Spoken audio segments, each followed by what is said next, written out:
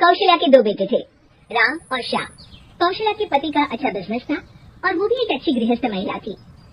बेटे बड़े हुए और पिता के साथ बिजनेस करने लगे। लेकिन एक दिन, पिताजी मैं फैक्ट्री जा रहा हूँ। ठीक है बेटा, शाम को भी ले जाओ साथ। रहने दे पिताजी, नई नई शादी हुई है, थोड़ा घूम फिर ले, फिर तो काम ही करना है ना। और क्या, राम ठीक ही तो कह रहा है। अब दोनों बेटों की शादी हो गई है, आप चिंता ना करें, दोनों समझदार हैं। कुछ दिनों तक तो घर में सब कुछ ठीक चलता है, लेकिन एक दिन श्याम और उसकी बीवी, माँ पिताजी हमें हमारा हिस्सा दे दो, हम अलग रहेंगे। अरे नहीं नहीं, मैं ऐसा नहीं करूँगा। बड़ी मेहनत से मैंने ये बिजनेस खड़ा किया है, जीते जी तो मैं इसका बंटवारा बिल्कुल नहीं करूँगा। नहीं करूँगा? ये कैसी बात होती है पिताजी? क्या सारा जीवन में ज्वाइंट फैमिली में रहूंगी? अरे पर बेटा, हमारे घर में इतने नौकर चाकर हैं, न किसी चीज की पाबंदी है, फिर क्यों अलग होना चाहती हो? एक साथ जीवन कितना अच्छा लगता है। हर कोई हर किसी के लिए हर किसी के साथ खड़ा होता है। अरे बाप प्लीज, ये सब बातें करके वक्त जाया न करो। पिताजी आप नहीं देंगे तो मैं कानून का दरवाजा खटखटाऊंगा। तभी वहाँ राम आ जाता है। पिताजी कोई बात नहीं, आप इसे इसका हिस्सा दे दीजिए। हमारे घर की बात बाहर जाए ये ठीक नहीं। और हाँ, मुझे पिताजी के कपड़े वाला कारोबार चाहिए जिसमें मुनाफा ज्यादा है। लेकिन एक वही तो कारोबार है जिससे हमारा घर अच्छे से चल रहा है, बाकी तो हम अभी एस्टैब्लिश कर रहे हैं बेटा। देखिए पिताजी, वो कुछ मैं नहीं जानता, घर चले या नहीं, मुझे बस चाहिए मतलब चाहिए।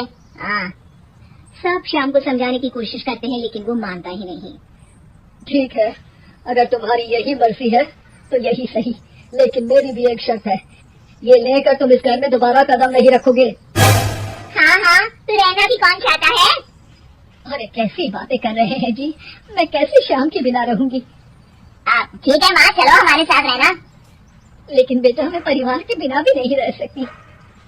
अरे यार, मैं श्याम के बिना नहीं रह सकती, मैं परिवार के बिना नहीं रह सकती, तो हम क्या करें? तभी वहाँ राम की बीवी आ जाती है।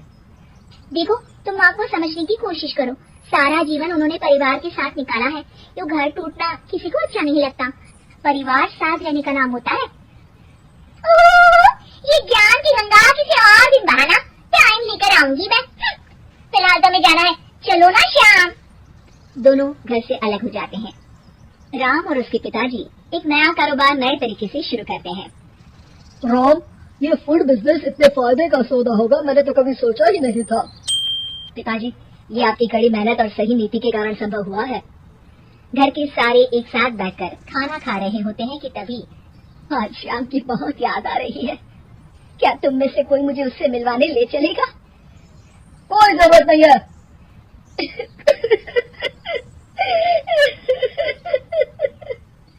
कौशल्या रोने लगती है कि राम बोल पड़ता है।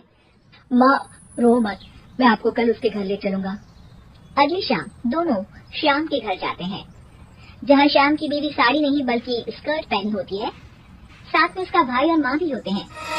अरे आप लोग आइए आइए, मेरी माँ और भाई भी आए हुए हैं यहाँ पर। अब श्याम कहाँ है? वो दिखाई नहीं दे रहा। श्याम को देखने के लिए आंखें तरस रही है।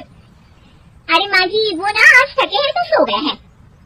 अरे ये तुम्हारे भाई के हाथ में हमारे बिजनेस की फाइल क्यों है? क्यों है मतलब? परिवार का है, काम तो संभाल रहे हैं। कौशल्या सीधे श्याम के कमरे में जाती है। पर ये क्या, हट्टा कट्टा मोटा श्याम, उसकी हालत तो खस्ता सी थी। कौशल्या श्याम को पकड़ लेती है। अरे बेटा क्या हुआ? ये हालत क्या बना रखी है? श्याम सामने खड़े राम के गले लग जाता है। भैया मुझे माफ कर दो, मैं परिवार की किस्मत नहीं समझ पाया और आपके खिलाफ हो गया। अरे पर हुआ क्या है?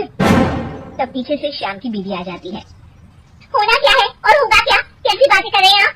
चलिए ड्राइंग रूम में, मैं आप लोगों के लिए चाय नाश्ता बना देती हूँ, फिर फुटो यहाँ से। श्याम उन लोगों को बताने ही वाला होता है, लेकिन उसकी बीवी और भाई के आ जाने के कारण वो कुछ नहीं बता पाता।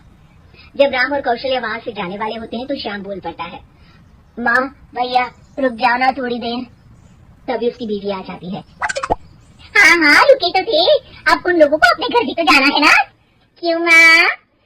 दोनों वहाँ से चले जाते हैं, लेकिन रास्ते में माँ और राम दोनों के ही दिमाग में श्याम की बेचारे वाली तस्वीर घूम रही होती है। राम क्या हाल है श्याम का? मजे कर रहा होगा जिसके लिए वो अलग हुआ है। नहीं नहीं पापा, श्याम की हालत काफी खराब है। ये बोलकर वो सारा किस्सा पिता के सामने रख देता है। ये डर मुझे था, इसलिए मैंने श्याम को अलग तो कर दिया था, लेकिन भविष्य के लिए एक डोर अपने ही हाथ में रखी थी। कैसी डोर पिताजी? वो तुम्हें कुछ ही दिनों में समझ आ जाएगी। एक दिन एक वकील उन लोगों के पास आता है। नमस्ते सर, आपको जो डर था वही हुआ। श्याम ने अपनी सारी प्रॉपर्टी को बीवी के नाम कर दिया है। तभी वहाँ श्याम रोते हुए आता है। पिताजी, मुझे माफ कर दीजिए, मेरी बीवी ने धोखे से मेरे साइन करवा लिए हैं। अब मैं कहीं का नहीं रहा। सारी प्रॉपर्टी लेने के बाद उसने मुझे घर से बाहर निकाल दिया। कोई बात नहीं बेटा, तुझे अकल आ गई, यही बहुत है।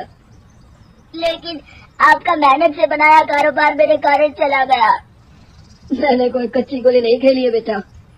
तभी वकील बोल पड़ता है, आपकी कोई भी प्रॉपर्टी आपके पिता और भाई के साइन के बिना आप किसी को नहीं दे सकते। इसी शर्त में आपको वो कारोबार दिया गया था। अरे वाह पिताजी, आप ग्रेट हो। वैसे भी इतनी मेहनत से खड़ा किया हुआ कारोबार मैं ऐसे ही किसी को थोड़ी ना दे सकता था। और बेटा, सुबह का भूला शाम को वापस आ जाए तो उसे भूला नहीं कहते, शाम कहते हैं।